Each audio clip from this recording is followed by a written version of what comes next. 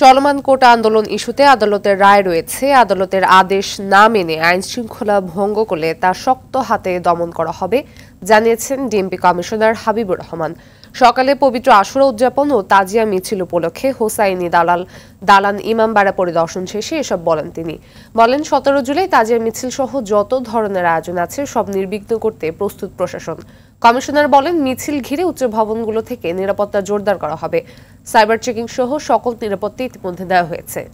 DM commissioner নির্দেশনা দিয়ে বলেন, মিছিল ঘুরে জঙ্গি আক্রমণ বিষয় দিয়েই নিরাপত্তা জোরদার করা হয়েছে। ছুরি, চাকু, দাহ্য সহ কোনো পদার্থ নিয়ে প্রবেশ করা যাবে না।